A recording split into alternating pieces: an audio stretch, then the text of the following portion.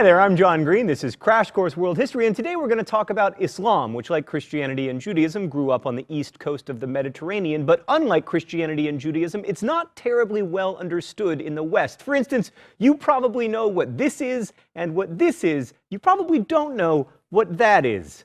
Google it. Mr. Green, why do you think people know so little about Islamic history? Did you just ask an interesting, non-annoying question me from the past? I think we don't know much about early Islamic history because we don't learn about it, because we're taught that our history is the story of Christianity in Europe, when in fact, our history is the story of people on the planet. So let's try to learn something today. So in less than 200 years, Islam went from not existing to being the religious and political organizing principle of one of the largest empires in the world. And that story begins in the 7th century CE when the angel Gabriel appeared to Muhammad, a 40-ish guy who made his living as a caravan trader, and told him to begin reciting the word of God. Initially, this freaked Muhammad out, as, you know, it would, but then his wife and a couple other people encouraged him, and slowly he came to accept the mantle of prophet. A few things to know about the world Islam entered. First, Muhammad's society was intensely tribal. He was a member of the Quraysh tribe living in Mecca, and tribal ties were extremely important. Also, at the time, the Arabian Peninsula was like this crazy religious melting pot. Like most tribal Arabs worshipped gods very similar to the Mesopotamian gods you'll remember from episode 3. And by the time of Muhammad, cult statues of many of those gods had been collected in his hometown of Mecca in this temple-like structure called the Kaaba. But Arabia was also home to monotheisms like Christianity and Judaism and even a bit of Zoroastrianism,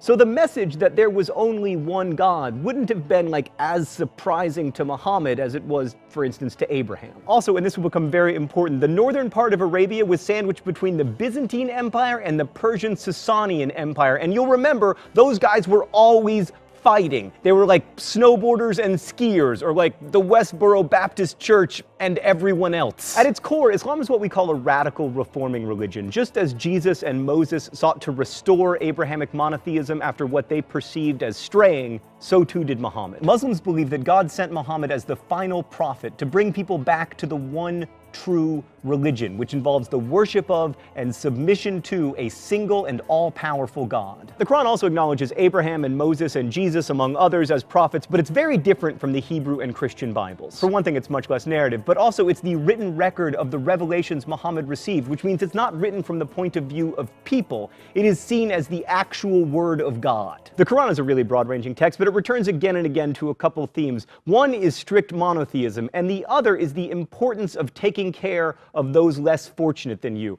The Quran says of the good person, spends his substance, however much he himself may cherish it, upon his near of kin and the orphans and the needy and the wayfarer and the beggars, and for the freeing of human beings from bondage. These revelations also radically increase the rights of women and orphans, which is one of the reasons that Muhammad's tribal leaders weren't that psyched about them. To talk more about Islamic faith and practice, let's go to the thought bubble. The 5 pillars of Islam are the basic acts considered obligatory, at least by Sunni Muslims. First is the Shahada, or the profession of faith.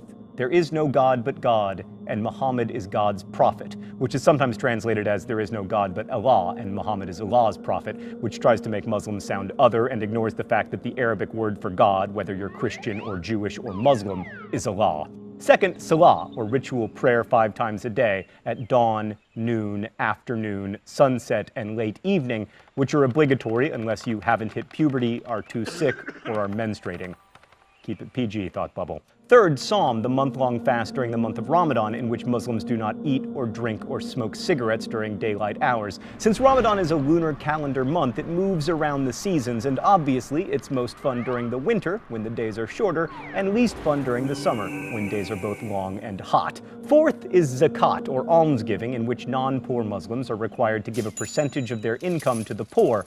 And lastly, Hajj, the pilgrimage to Mecca that Muslims must try to fulfill at least once in their lives, provided they are healthy and have enough money. And there's also more to understanding Islam than just knowing the Quran. Like Judaism with its Talmud and Christianity with its lives of saints and writings of church fathers, Islam has supplementary sacred texts, chief among which is the Hadith, a collection of sayings and stories about the Prophet. Thanks, Thought Bubble. One more thing about Islam. Like Christianity and Judaism, it has a body of law. You might have heard of it. It's called Sharia. Although we tend to think of Sharia as a single set of laws that all Muslims follow, that's ridiculous. There are numerous competing ideas about Sharia, just as there are within any legal tradition. So people who embraced this worldview were called Muslims because they submitted to the will of God, and they became part of the Ummah, or community of believers. Being part of the Ummah trumped all other ties, including tribal ties, which got Muhammad into some trouble and brings us, at last, back to history. So as Muhammad's following in Mecca grew, the Ummah aroused the suspicion of the most powerful tribe in Mecca, the Quraysh. And it didn't matter that Muhammad himself was born into the Quraysh tribe, so the Quraysh forced Muhammad and his followers out of Mecca in 622 CE, and they headed to Yathrib, also known as Medina. This journey, also known as the Hijra, is so important that it marks year zero in the Islamic calendar. In Medina, Muhammad severed the religion's ties to Judaism, turning the focus of prayer away from Jerusalem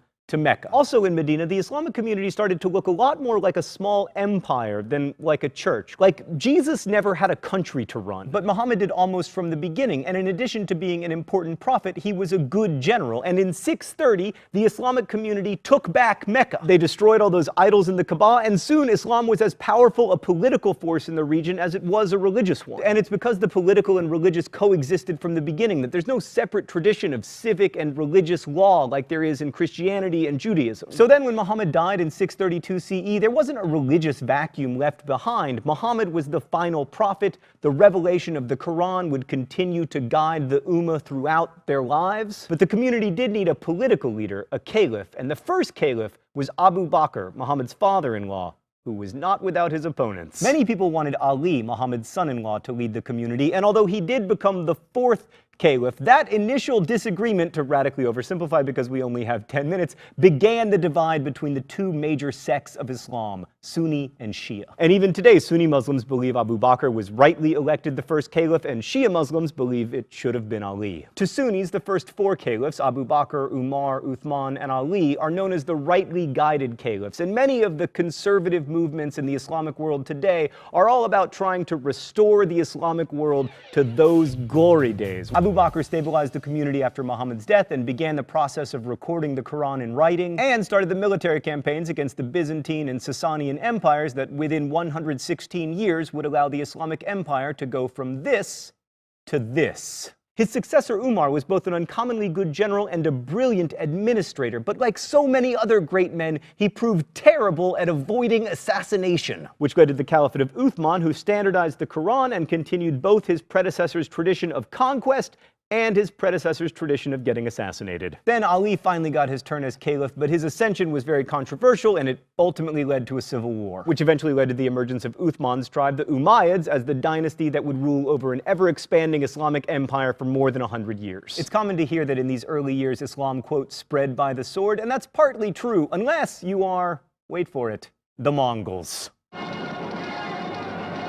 Actually, as usual, the truth is more complicated. Many people, including the Mongols, but also including lots of people in Central and East Asia, embraced Islam without any military campaigns. And in fact, the Quran says that religion must not be an act of compulsion. But this much is true. The early Islamic empire was really good at winning wars. And situated as they were between two very wealthy empires, the Byzantines and the Sasanians, there was plenty to fight for. The first of all were the Sasanians, the last non-Muslim successor to the Persian Empire. They were relatively easy pickings because they'd been fighting the Byzantines for like 300 years and they were super tired. Also, they had recently been struck by plague. Plague, man, I'm telling you, it's like the red tortoiseshell of history. But in those early days, they did pry away some valuable territory like Egypt and the Holy Land, and then eventually they got into Spain, where various Muslim dynasties would entrench themselves until being expelled in 1492. But as good as they were at making war, it's still tempting to chalk up the Arab success to, you know, the will of God. And certainly a lot of the people they conquered felt that way. Wars in this part of the world didn't just pit people against each other, they also pitted their gods against each other. So while the Islamic Empire didn't require its subjects to convert to Islam, their stunning successes certainly convinced a lot of people that this monotheism thing was legit. Once again, John Green proving super hip to the slang of today's young'uns. So in a period of time that was, historically speaking, both remarkably recent and remarkably short, a small group of of people from an area of the world with no natural resources managed to create one of the great empires of the world and also one of its great religions. And that very fact may be why people of Western European descent remain largely ignorant about this period. Not only were the Muslims great conquerors, they spawned an explosion of trade and learning that lasted hundreds of years. They saved many of the classic texts that form the basis of the so-called Western canon while Europe was ignoring them, and they paved the way for the Renaissance. While it's important to remember that much of the world between Spain and the Indus River wasn't Arabized, most of it was so thoroughly Islamized that these days we can't think of the world we now call the Middle East without thinking of it as Islamic. Like perhaps the greatest testimony to Islam's power to organize people's lives and their communities is that in Egypt, 5 times a day, millions of people turn away from the pyramids and toward Mecca. Egypt, birthplace to one of the longest continuous cultures the world has ever known, is now the largest Arab country in the world.